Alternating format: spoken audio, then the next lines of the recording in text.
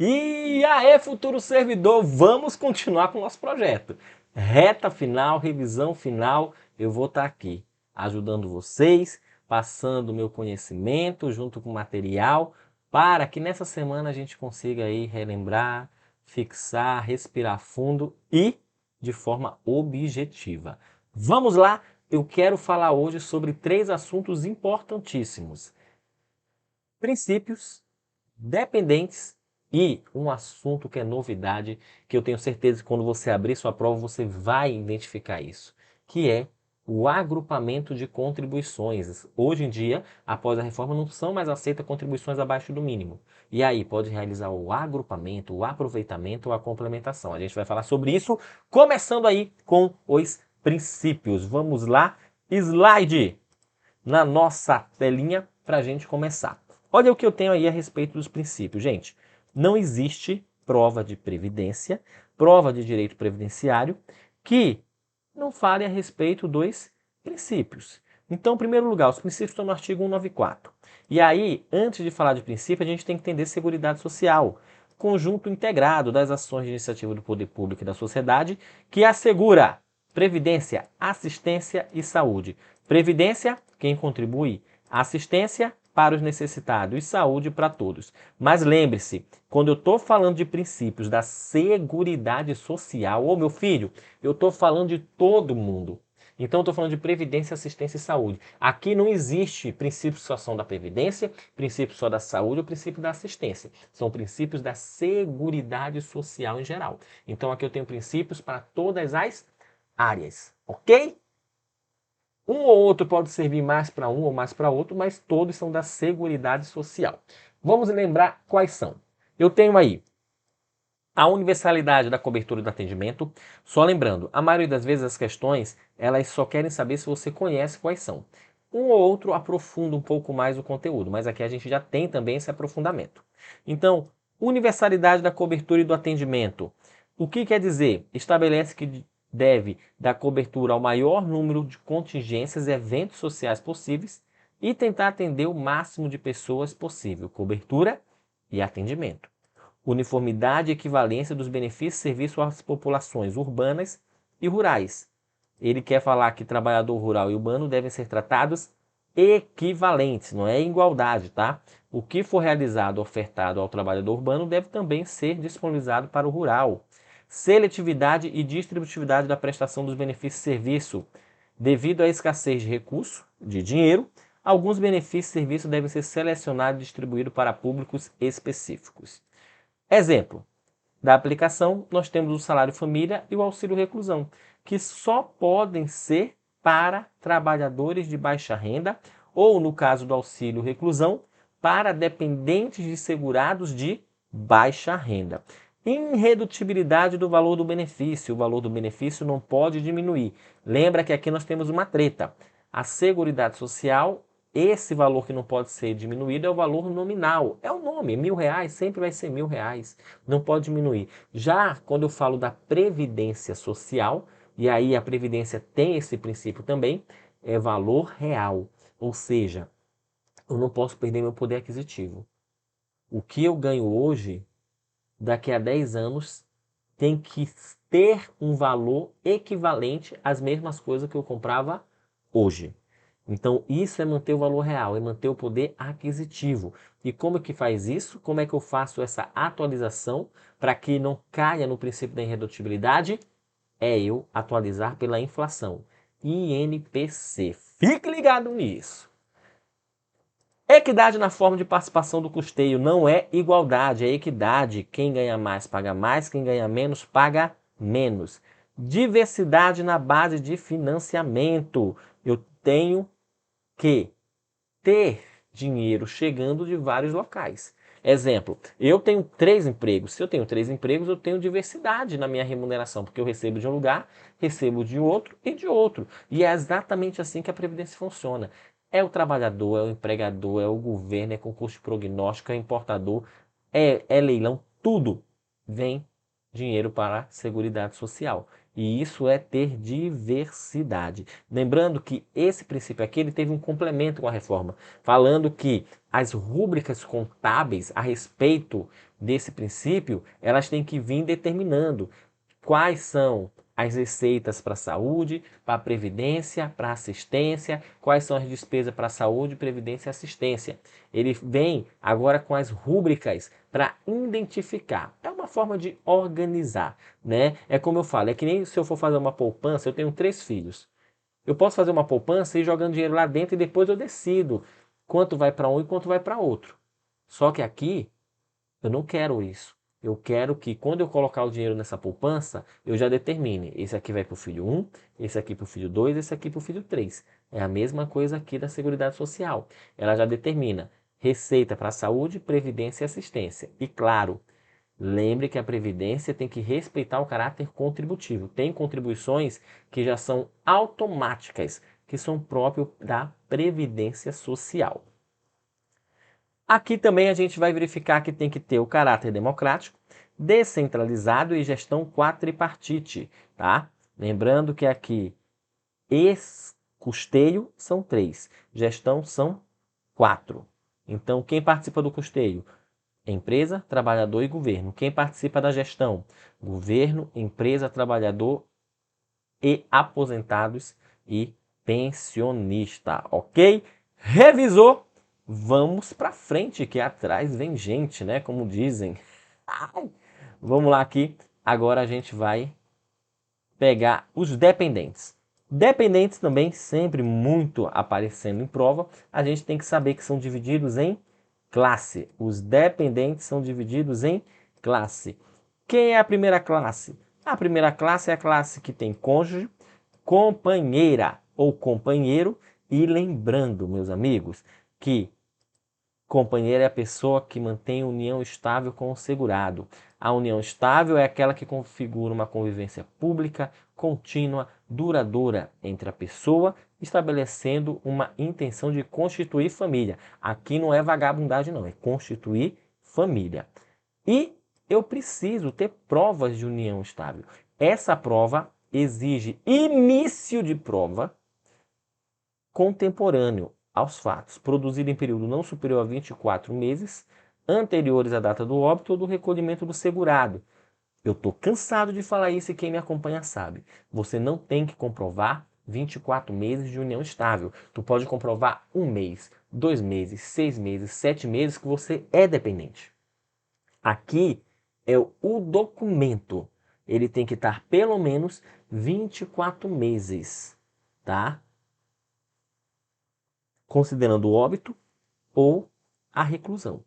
Por quê? Porque eu não quero documento de 10 anos atrás, eu não quero documento de 20, de 5. Eu quero documento que pelo menos um seja dentro de 2 anos. Anteriores ao óbito ou anterior à reclusão, ok?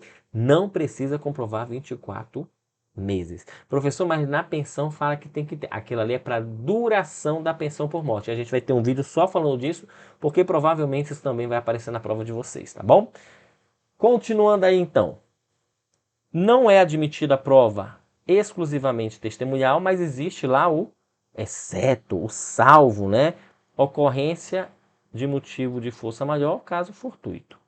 Aí aqui ele fala que ainda é de primeira classe também os filhos menores de 21 anos e não emancipados. E aqui a gente vê os casos de emancipação, casamento, início do efetivo emprego público, a constituição de estabelecimento civil ou comercial, a concessão de emancipação dos pais, né? Esses filhos também podem ser inválidos, qualquer idade ou deficiente. Também não importa a idade, desde que seja intelectual, mental ou grave. Lembrando que a deficiência e a invalidez, em regra, tem que ser antes dos 21 anos ou antes da emancipação. Eu tenho também aqui os equiparados a filhos. Quem é equiparado a filho? Enteado e tutelado, mas esses devem comprovar dependência econômica. Menor sobre guarda, professor, é só se a questão falar de jurisprudência. Segunda classe, os pais, tranquilo. Terceira classe, irmãos, menores de 21 anos não emancipados. Novamente aqui a gente tem todas as causas de emancipação. inválido de qualquer idade, deficiente de qualquer idade, intelectual, mental ou grave, tá bom? Isso aqui é a separação por classe. Só que aí o que a gente tem que saber fora essa separação por classe? Eu tenho que saber o seguinte aqui, ó. Que continua sendo dependente o ex-cônjuge, desde que lhe seja assegurada a prestação de alimentos, né? Pela anulação do casamento, ou pelo óbito, ou pela sentença transitada em julgada. Perde a qualidade de dependente o cônjuge pelo divórcio, ou pela separação judicial, ou de fato, separação de fato também perde, enquanto não lhe for assegurada prestação de alimento. A companheira quando cessa a união estável, enquanto não lhe for assegurada prestação de alimento. Ao completar 21 anos de idade para o filho, o irmão ou o enteado e o menor tutelado, ou nas seguintes hipóteses ocorrida anteriormente a essa idade: o casamento, o início de emprego público, constituição de estabelecimento ou a concessão da emancipação. Comprovação de dependência econômica é presumido, ou seja, prescinde, dispensa. Cônjuge, companheiro e filho. Deve comprovar equiparada a filho, enteado, tutelado e menor sob guarda, se cair jurisprudência, os pais e os irmãos, tá? Excluído da condição de dependente, o condenado criminalmente por sentença transitada e julgada de homicídio doloso, não é culposo, homicídio doloso, ou a simples tentativa desse crime, tá? Cometido contra a pessoa do segurado. Ele pode ter participado como autor, coautor ou participe, salvo, tá? Os absolutamente capazes e inimputáveis. Nesse caso, eles não entram como excluídos. Lembrando que dependentes são divididos em classe porque a existência de uma classe preferencial elimina o direito das outras. E dependentes de mesma classe concorrem em igualdade de condições. Perfeito? Fechamos aqui a nossa questão de dependência. A outra coisa que também nós temos que ver dependente, não está aqui porque fala lá na pensão por morte, que a simulação ou fraude da união estável do casamento também exclui a condição de dependente. Beleza? Vamos aqui agora falar de um assunto que eu acredito muito que possa aparecer na prova de vocês. Que assunto, professor? Agrupamento de contribuições. Gente, muita atenção nisso, muita atenção nisso. Quando que ocorre agrupamento de contribuição? Quando o somatório de remunerações auferidas no período de um mês receber remuneração inferior ao limite mínimo mensal do salário de contribuição. Quem faz a solicitação? Poderá ser solicitado o ajuste das competências pertencentes do mesmo ano civil. Essa parte é importante, essa treta é importante. Tem que ser contribuições dentro do mesmo ano civil. Não quer dizer que eu tenho que pedir dentro do mesmo ano. Eu tenho aqui contribuições em 2022 menor que salário mínimo. Não importa se daqui a 20 anos, lá em 2042, eu posso pedir o ajuste, o agrupamento? Posso. Mas quando eu for pedir lá em 2042, as competências de 2022, eu só posso pegar outra competência de 2022 para fazer esse ajuste, tá bom? É isso que ele está dizendo, ok? Continuando aí, ele fala, na forma por ele indicada, né, o segurado que vai indicar, ou ele pode autorizar que o ajuste seja feito automaticamente. Então, esse agrupamento, essa complementação, o segurado, ele pode indicar, falar, eu quero que essa contribuição se junte com essa, ou ele pode falar, INSS, eu confio tanto em você, faça do jeito que você achar melhor, tá? Aí aqui que está o pulo do gato. Como eu realizo esse ajuste? Pode ser por meio de complementação, que aí eu vou realizar o recolhimento da complementação, que deverá ser efetuado pelo próprio segurado até dia 15 do mês subsequente da competência. Após essa data, vai ter a incidência de acréscimos legais. Complementar, gente, nada mais é que pagar o que falta. Para o empregado doméstico e o trabalhador avulso, a complementação será efetuada por meio da aplicação na alíquota de 7,5%. Lembrando que qualquer contribuição que sofra complementação, agrupamento ou aproveitamento é sempre para ela ficar no salário mínimo. Ela era abaixo do mínimo e todo esse procedimento que eu realizo é para ficar no salário mínimo. Qual é a alíquota de contribuição do empregado avulso doméstico? 7,5% em cima do salário mínimo. Por isso que é essa alíquota, tá? Então lembre-se desse detalhe. Lembrando que, professor, eu só posso agrupar, se for da mesma categoria de segurado, se a contribuição é de empregado, só posso pegar outra de empregado? Não. Tu pode pegar a contribuição de qualquer categoria de empregado. Muita atenção a esse detalhe, tá? Voltando aqui, para o contribuinte individual que preste serviço à empresa e que contribua exclusivamente nessa condição, a complementação será efetuada por meio da aplicação da alíquota de 20%. Eu também posso, além de complementar, utilizar o valor da contribuição que exceder o limite mínimo de uma competência em outra. Olha a situação aqui. Eu tenho uma competência menor que salário mínimo e a outra competência dentro do mesmo ano civil que extrapola o salário mínimo, está acima. Então eu posso pegar esse excedente aqui, ó, e transferir para competência que está menor que salário mínimo, desde que seja dentro do mesmo ano civil, tá certo? Vamos ver qual é a treta aqui, ó. O salário de contribuição poderá ser utilizado para complementar uma ou mais competência com valor inferior ao salário mínimo, mesmo que em categoria distintas.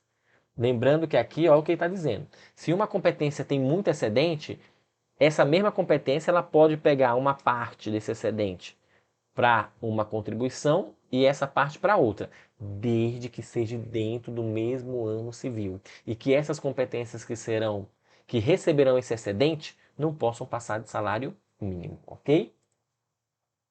Poderão ser utilizados valores excedentes ao limite mínimo do salário de contribuição de mais de uma competência para compor o salário de contribuição de uma competência, ou seja, olha lá, ele acabou de falar que eu posso pegar uma competência que está excedente, esse excedente e distribuir para duas competências inferior ao salário mínimo. Aqui ele está falando ao contrário.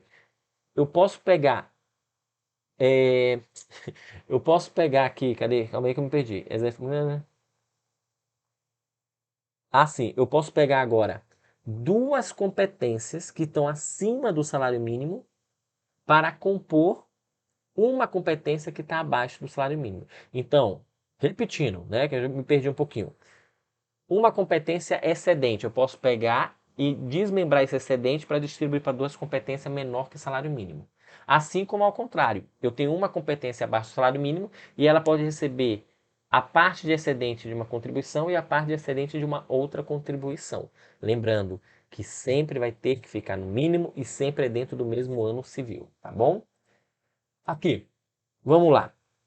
Eu posso também utilizar o valor excedente, caso o salário de contribuição da competência favorecida ainda permaneça inferior ao limite mínimo. Esse valor poderá ser complementado ou agrupado. Então, mesmo usando o excedente, a contribuição ainda continua no mínimo? Beleza, eu posso. Mas aí eu vou ter que depois complementar ou agrupar. E o que é o agrupamento? Está aqui, ó. Eu vou pegar as competências que não atingiram o valor mínimo do valor de contribuição, elas poderão ser juntadas, somadas, agrupadas, desde que o resultado do agrupamento não ultrapasse o valor do salário mínimo. Na hipótese do resultado do agrupamento ser inferior ao limite mínimo do salário de contribuição, o segurado poderá complementar ou utilizar os valores excedentes. A competência que tenha havido exercício de atividade e tenham sido zeradas em decorrência do agrupamento poderão ser objeto de recolhimento pelo segurado respeitando o limite mínimo. Informações importantes. O valor da contribuição referente ao 13º não poderá ser utilizado para fins de agrupamento. Ó, informação bem bacana. É vedada a reversão da utilização do agrupamento. Uma vez agrupado, esquece, meu amigo, perdeu. Agrupou, não adianta se arrepender. Na hipótese de falecimento dos segurados, os ajustes poderão ser solicitados por seus dependentes, para fins de reconhecimento do direito para benefício a eles devido, até o dia 15 do mês de janeiro do ano subsequente ao ano civil correspondente, né? Então o dependente também pode, mas existe essa regra. E aí? Gostaram do vídeo de hoje? Se gostaram, deixa o like. Eu preciso saber se vocês estão gostando desse estilo de revisão. Eu quero estar ajudando vocês aqui. Deixe sua opinião aí a respeito de quais conteúdos você quer que eu grave, para que a gente possa estar aí ajudando vocês da melhor forma possível. Nós vamos ter aqui de regime próprio, que vocês já pediram, das pensões especiais, tá? E de outros assuntos que eu acredito, no meio dessa premonição toda, que possa aparecer na sua prova, tá certo? Um beijão e a gente se vê lá na aprovação. Tchau, tchau.